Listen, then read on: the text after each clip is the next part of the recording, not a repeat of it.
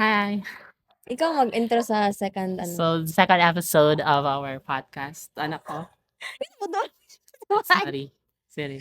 Kusog naman Sige, ako, kusog na no. siya. So, Sige.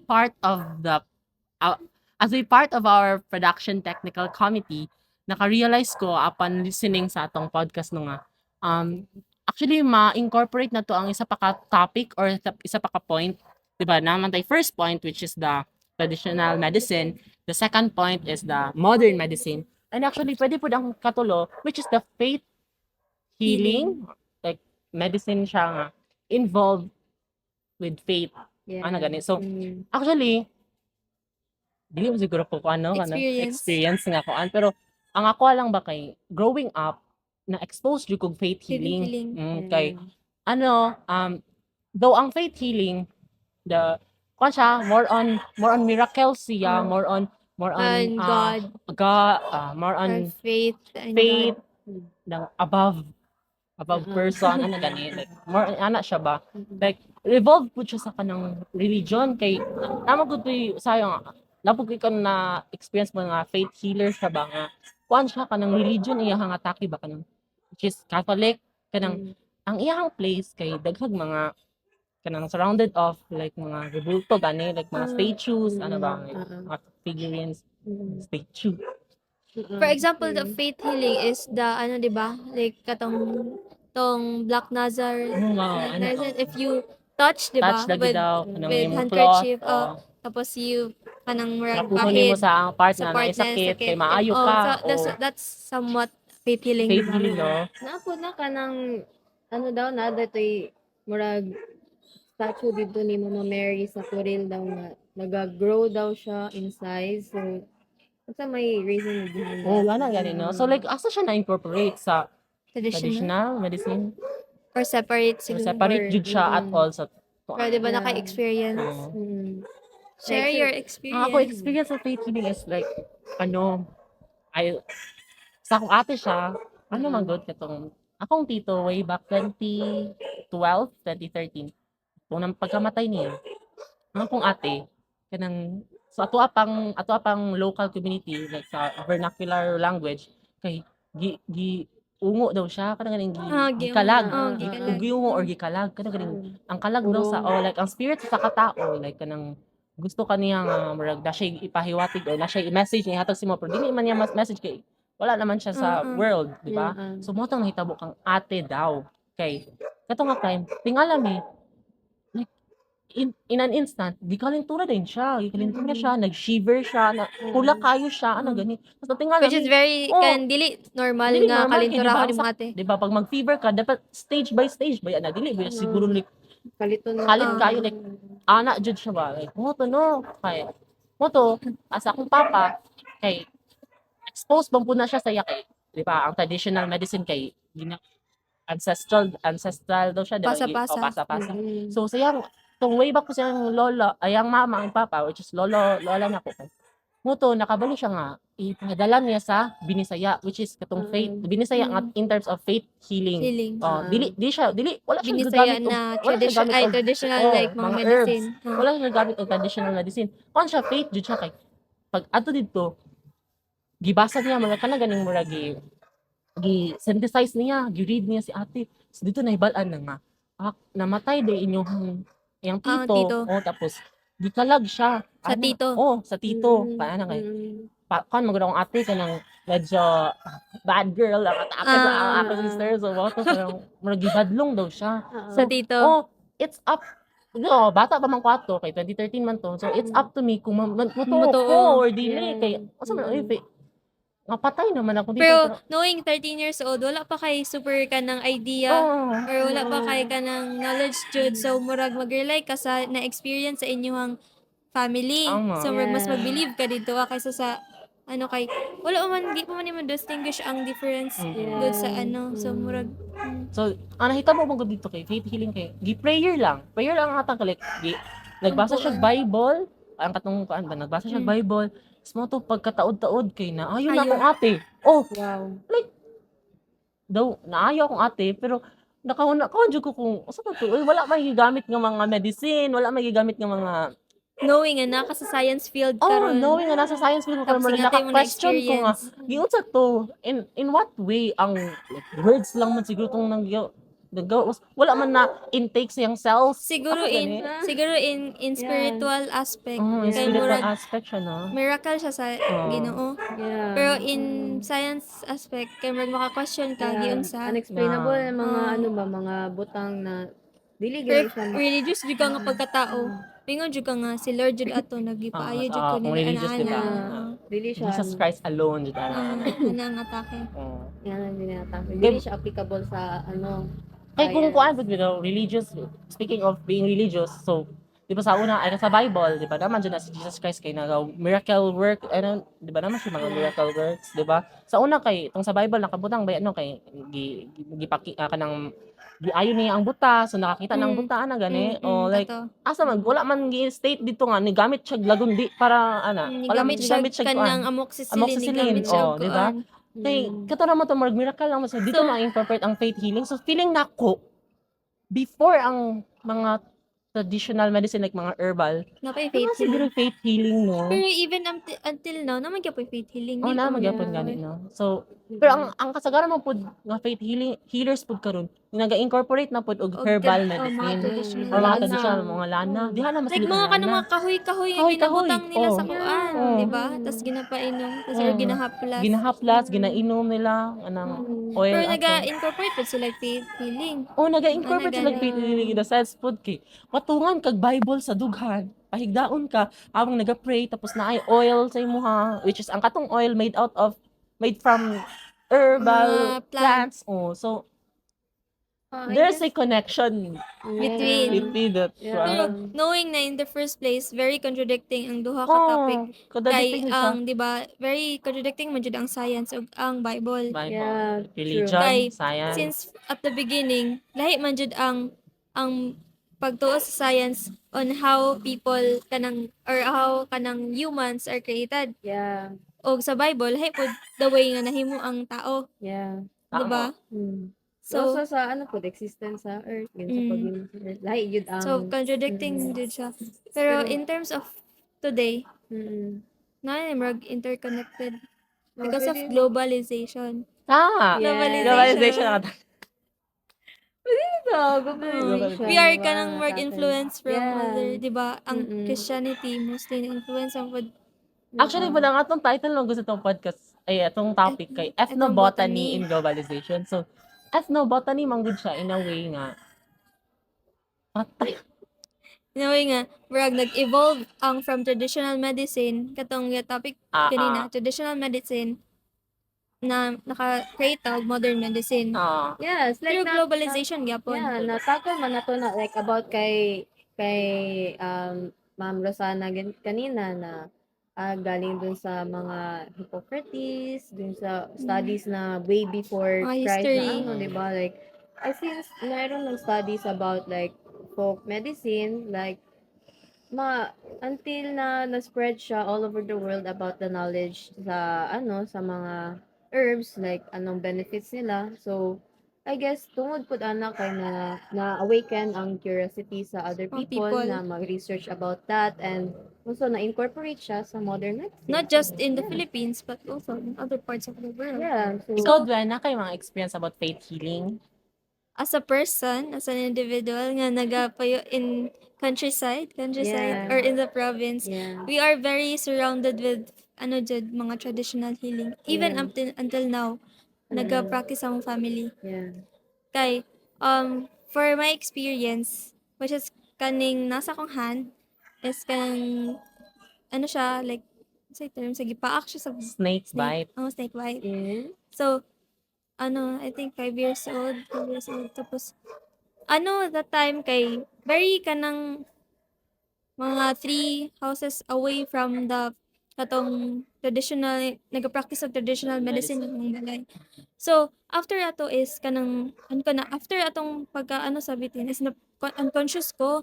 And then, after na ako na unconscious, kay nagpanic na akong family. So, asa ko, like, ang mga tao pod kay nagpatabang uto kong family ato ba kay nya ang mga tao nag-ingon sila na ipa-hospital ko, ipa-hospital ko. Tapos naputoy mga tao nga nagaingon nga dalaon ko dito sa katong naga-practice og traditional medicine. Like katong or ginaapilan og faith healing po. Kanay mo giningon nga tong faith healing og traditional medicine. Kay murag naga-practice ang siya kanang mga ginaampuan niya. And then na siya yung mga ginapainom nga lana. Katong nga time gidala ko dito kay murag mo na to ang choice akong parent kay ang ginaingon man gud nila if dalaon daw ko hospital kay basi adto na daw ang venom ang tawag sa snake sa ako ang brain Yeah. kay madugay kay knowing nga ang hospital din sa Pilipinas pila pa ka Yeah. dugay pa kay ka ma-accommodate nga na biya jud ang mga hospital din sa Pilipinas kung ganaw na sa akong parents nga kung sila pa hospital ko nila patay na ko Yeah. so mo to murag ang risk pud kay to sa akong parents kay wala po sila kabalo kung sa ka-effective tong Chance, no? risk po kay ito mo to nga. Giadto ko dito tapos kanang giampuan ko. Ulay ko kabalo basin ka tong luwa something or kantuto ba to? O ang gibuhat sa kuha kay wala naman ko kabalo. Unconscious naman ko. Anya mo to nga giampuan ko and then gipainom ko atong lana daw sa bitin. Mo to ang ginaingon nila lana sa Napaakan bitin. kag bitin kung bata ka. Tapos ang Gipainom natambal ang lana sa remedy bitin. mo ha. Lana Lana sa sa bitin. bitin daw Japon. Lana sa bitin tapos mo to nga nakamata ko ato around 12 AM na tapos uhaw jud kayo as in super uhaw akong paminaw tapos dili ko nila ginapainom og tubig Ngano? na sila belief nga kanang pag ipainom daw og tubig kay katong Mawalang effect? dili magmalo sa Wash out? malumos basta not sila term the time so murag wala di pa na ako masabtan ato kay bata pa man ko nya dugay na pud biya to wala na pud ako nag-iya sa akong parents tapos mo to nga after ato is mga pagka morning ato is nakamata na pug ko gina-offer na ko nila og kanang mainom pero dili na ko uhaw wala na ko na feel na uhaw mohangyo og ko ato ang tong 12 AM mohangyo ko nga maski soft drinks maski bisan unsa na water basta lang makainom lang jud ko dili jud ko nila ginatagaan ang ilang ginapainom lang is katong lana nga gisoak ang cotton sa lana tapos ginapatulo sa akong baba. Mo na to yung ginapainom sa kuha. So, naayo bug ka ato eventually. Kay nakamata naman ko. As in So, super like bula Dili na mo akong siya baba. ba? So second life na jud din mo siguro karon. Mo gani no. Yeah. Second life pa yun. For memory. Yeah. After Asa ato man dito nga color si joy or si sadness? mixed emotions. Mix mo. Nostalgia. And now pud ang katong sa ko ang pud sa ko ang niece karon 3 years old na siya is ginabawalan siya sa doktor ginabawalan ang parents ato niya akong niece na which is akong kuya nabawalan niyan sa doktor na kanang haplasan og atong ginahaplas good usually sa mga bata Ay, kanang Basta bay. What if wala na paan? Play. sana kanang Tanaw sa bay. Wait lang. say tawag ana bay Naga-play bay? kanang blue na kanang nakabotilya Sige go balik sa niece nga word. Madrid sa akong niece katong newborn pa lang siya is ginabawalan siya sa doktor na haplasan og anything anything or Unsa katong nga? mansanilya Oh, yeah. mansanilya Mansanilya. familiar mo mansanilya Yeah, ano siya, parang... sa newborn niya siya usually mild version siya sa Vicks? haplas. like ginabutang siya diriya sa kanang Ngano? hubon matawag anak hubon og sa tiyan Ngano after maligo kay para dili ka nang murag tawag kanang Dili panuhuton? panuhuton Mm. basta every after siya maligo or sa gabi niya ginabawalan sa doktor na mag-ingana unya akong parents akong mama which is kay kanang natinga ay namin anak mama nga bawal man sa doktor mag-ingana Naji contradiction no. bawalan siya sa doktor tapos matinga akong mama pasekreto niya ginaanuhan kay labi na to magsakit ang ako ang niece kay bawal siya haplasan bisag unsa na haplas mobawal ang doktor tapos pag ipa-check up man good if nagkasakit ipa-check up pasimhutan man gud daw sa doktor nga gihaplasan ninyo nino ana daw ang doktor Ay, yes. Ay, actually, so buto ginabawalan ang sila kuya na haplasan si bibi og tapos ana si mga nganong bawal man haplasan dapat pa na yung mga other beliefs ang ano no ang old people about sa ang ana nga way na pag ano like pag advice sa mga doctors like Daghan jud kay bawal sa newborn. Gani, actually, kung basi mali ni ako ingon ba ikat na lang nato di natin. Actually, ang akong pagkahibal-an man gud ko as nagkuan ba ko no, nag-nursing ba ako first year. Ang ako pagkahibalo sa mga nurses, kay dili sila mutuog haplas. O kana gani akong ginaingon sa mama. Ginaingon Dili ko sila sa mutuog mama. haplas. Mao ganin ano kanang sila dili sila mutuog mga Plus sa oh, plus. ay, pati mga gani haplas. sa ano like mga first aider. Bawal po sa first aider. Mm. Ah! Panha! Very earthy jud no? Earthy na atake. Lang very natural, organic. Bretman Rock patate. Bretman Rock, Mga patate. ano manok-manok Sa Sa mga forest, we ka Forest. Moto. Kanang siguro ma-connect nato sa imong ingon katong sa mga niece nga kasi bawal lagi ng mga Makabalo ano ang nga ng mga doktor. haplas, methyl, ay, Oo, methyl. dili, eucalyptus. Eucalyptus and Mamit, methyl. mga- Amin, ang anak ba? Which is, para sa kuha, as an avid user sa inana, Haplas. si haplas, judi ka nang magsakit ang ulo. Ulo. Sakit Haplas. ang tiyan. Sakit ang tiyan, O haplas. ganyan ano pag na sila time na pag magbutod ang tiyan sa bata, bawal haplasan. Sa pag ipa-check up tapos gihakan yung gihaplasan. Ikaw na doktor na gihaplasan yun no. Ana Ang gani. doktor. Tapos very kanang si mama kay makuan siya na sige nagilak ang bata tapos bawal jud haplasan. Pero kabalay mo mama nga, if mahaplasan to siya, like, Mukuan mo relief maayo, gamay. more relief. Ana ba? May relief ba? Ngilo dili siya maghilak jud. Outro. Ikaw, Marian, ano kayo mga story, experiences about, Like as a conclusion sa to ang topic, Podcast. podcast. Yeah, I like think I think no, like hearing those stories way back like faith healings and all cause since nagdako jud ko sa city jud like city girl jud ko so I don't have any specific scenarios jud regarding Ah. about that even katong to wala ko kabalo ato or any like this So, naadjud gapon tay kanang naadjud siya gap, no? Like, Yeah. na barrier, no? Lahi jud siguro ang province Og city. to city. pero dili pa ako ginamin pod like even though nako sa city Na-invalidate, na wala dili siya ano kay even may family man po na nagdako po sila sa province pod gina-incorporate Murag po nadala nila nila. karon.